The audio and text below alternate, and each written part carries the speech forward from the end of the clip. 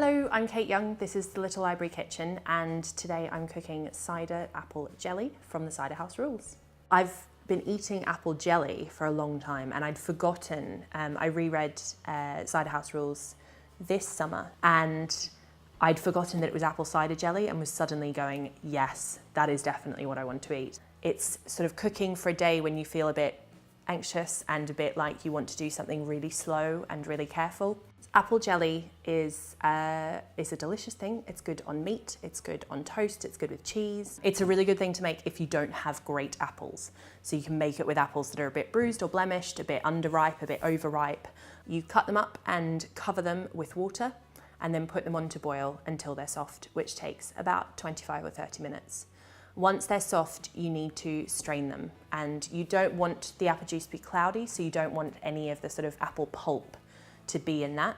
So you just need to be really patient and you just need to let it sit quietly and not do that thing where you push the fruit through the sieve, because you don't want any of the pulp in it, otherwise you'll end up with cloudy apple jelly. So once you've strained it away, you measure out that juice, you add sugar to it, you add a bit of lemon juice to it, and you put it back on the hob.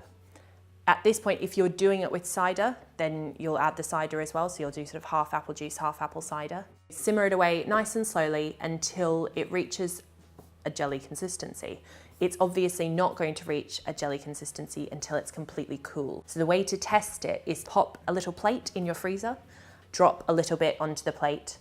The frozen plate will cool it down instantly. And you can then, if you can run your finger through it and it doesn't meet up in the middle again, then you're right and you can pour it into your jars. Cider House Rules is set in Maine between the wars and then into the Second World War, and it's about a young boy who grows up in an orphanage slash place where abortions are carried out. It's also really warm and lovely, and looks at the impact of the war on a generation of young men who came back to a world that they didn't recognise, and the women who are at home when the men are away. And apple cider jelly is one of the things that Wally and Candy, who are two of the characters from the coast in Maine and from the orchard, take to the orphanage when they first visit it to procure an abortion.